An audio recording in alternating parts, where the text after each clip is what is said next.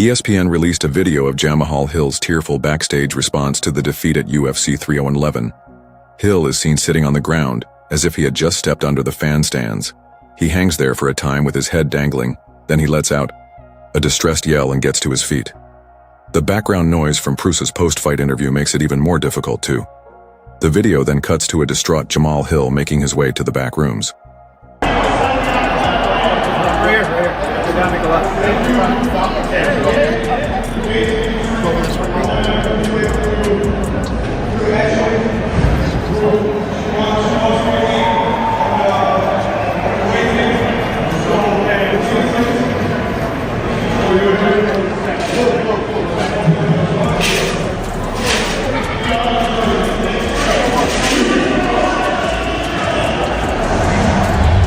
Here Jiri Prochazka's overpowering 3-round performance, in which Hill had moments and landed a few blows, makes the loss all the more painful.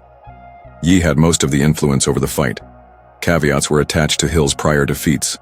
First, he was hurt during Paul Craig's submission attempt, and then he thought that bad officiating played a part in his knockout of Alex Pereira. On the Pound for Pound podcast, Hill's loss to Prochazka is difficult to accept though, as it marks his first consecutive setback since his title victory over Glover Teixeira at UFC 283. Kamaru Usman and Henry Cejudo talked about Merab Diyal's stunning victory over Umar Nurov at UFC 311. Merab was publicly hailed by Henry as the best bantamweight of all time. He said that Merab had faced the division's biggest names like Shah Ali, Peter Yan, Jose Aldo, and Cejudo himself. With his win over Umar, Merab dealt the unbeaten fighter his first defeat. Soa, given his lengthy history of asserting that he is the best bantamweight in UFC history, HUD's statement was especially noteworthy. He also mentioned something that caught him off guard. Despite getting off to a great start, Umar, who is usually renowned for his speed and relentless attacks, was noticeably exhausted in the second round of the bout. The Russian could not handle more of Rob's unrelenting speed, pressure, and wrestling supremacy. The Georgian champion surpassed GSP's 91 takedowns to set a new record. Both fighters received the encounter of the night bonus for the competitive encounter. Meb maintained his bantamweight title and increased his winning run to 12. Go! Yeah, you have to, man. Yan, O'Malley, Cejudo, Umar, Marias, Aldo. I mean, he's fought everybody, dude. We both had Umar winning it. Mm-hmm. Like Merab just got another level of respect for me. I ended up rewatching the fight this morning, Kamaru, and yeah, Merab won, dude. Merab won 3, 4, and 5, and Umar. I felt like Umar was tired in the second round. There's one thing that Merab does do well, and he likes to have fun. He gets the crowds involved. Fuck, he did it with me. I mean, I could hear the fucking crowds cheering. And he was doing the exact same thing to a guy like Umar Nurmagomedov. I mean, he was, he would miss a kick and he would do this and then he would do that and he would get him against the cage and then he was talking to the actual commentators. At UFC 311, Jiri Prochazka put on a fantastic performance against the formidable Jamahal Hill, winning by knockout in the third round on the main card. But the bout wasn't without its difficulties.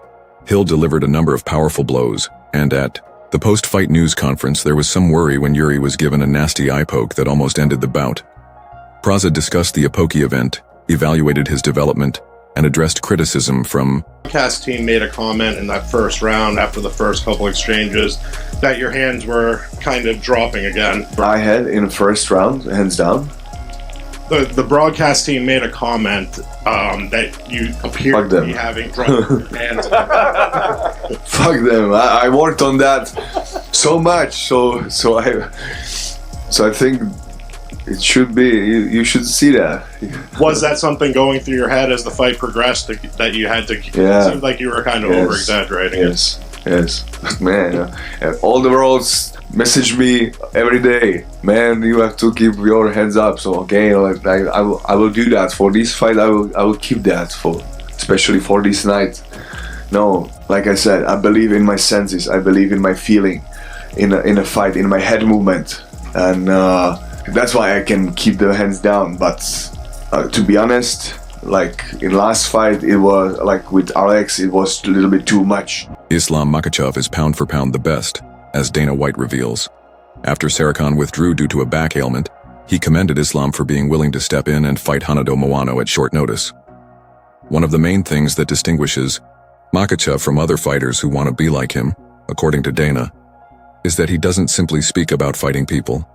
He actually does it. White remembered how Islam announced, "I am the champion," with confidence. "I'm heading to bed. It doesn't matter who I fight tomorrow. When I wake up, I'll fight anyone." Dana was impressed and declared Makhachev the world's best fighter in terms of pound for pound, stating Islam lived up to his claims and performed like a great champion. Dana continued by saying that Makhachev's most recent performance cemented his status as the greatest lightweight fighter to ever compete in the UFC, in addition to placing him at the top of the rankings. "He's the best pound for pound in the world right now, and he's definitely the best to ever do it in that division," Dana stated, although no specifics were disclosed.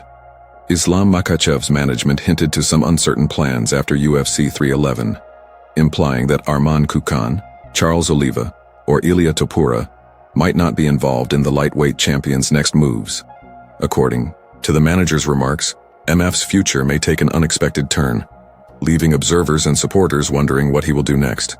Islam stated at UFC 311 that he is committed on winning gold in a second weight class and is not hurrying into his next decision. While Arman Sarian is still the frontrunner for Makhachev's lightweight title, he announced plans to make a comeback during the UFC's annual International Fight Week, which usually takes place in late June or early July. Sarukyan will have to prove himself to be a contender again, according to Dana White. A rematch with Charles Oliva, whom Makhachev defeated at UFC 280 to win the title, appears likely. Makhachev's manager, Ali Abdelaziz, stated that none of these fighters are being considered for his next opponent, despite featherweight champion Ilia Topuria's suggestion that he might step up in weight for a possible champion versus champion bout. Abdelaziz hinted that the UFC is preparing something completely different for the 33-year-old Russian champion in a recent social media post.